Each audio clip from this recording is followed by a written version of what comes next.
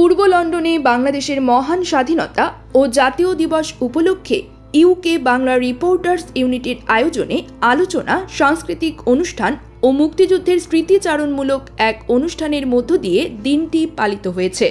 বুধবার ২৬ March valence রোডস্থ pure চাই seminar হলে বিকেল ৫টায় শুরু হওয়া এ আয়োজনে স্বাধীনতার ইতিহাসকে নতুন প্রজন্মের কাছে তুলে ধরতে মুক্তিযোদ্ধাদের বীরত্বগাথা ও সাংবাদিকতার ভূমিকা নিয়ে আলোকপাত করা হয়। অনুষ্ঠানের সভাপতিত্ব করেন ইউকে বাংলা রিপোর্টার্স ইউনিটির সভাপতি অধ্যাপক সাজিদুর রহমান। সঞ্চালনায় ছিলেন সংগঠনের সাধারণ সম্পাদক মিজানুর রহমান মিরু।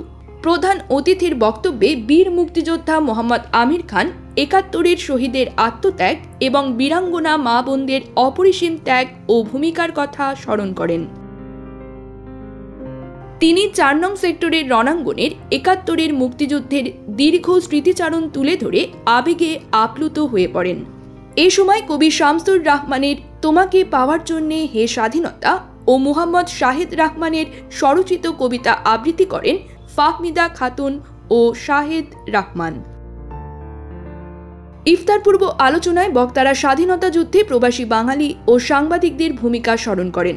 স্বাধীনতা সংগ্রামে মিডিয়ার অবদান ও ভবিষ্যতে এ বিষয়ে সেমিনার আয়োজনের পরিকল্পনার কথা জানান ডক্টর আনসার আহমদ উল্লাহ, শাহিদা রহমান, এ রহমান অলি প্রমুখ। সভার শুরুতেই কোরআন তেলাওয়াত করেন মিজানুর রহমান খালেদ। ৩০ লক্ষ শহীদ ও বিশ্ব মুসলিমের শান্তি কামনায় মোনাজাত পরিচালনা করেন কবিরুল ইসলাম। অনুষ্ঠানে উপস্থিত ছিলেন সাংবাদিক, সাংস্কৃতিক কর্মী ও কমিউনিটি নেতৃবৃন্দ।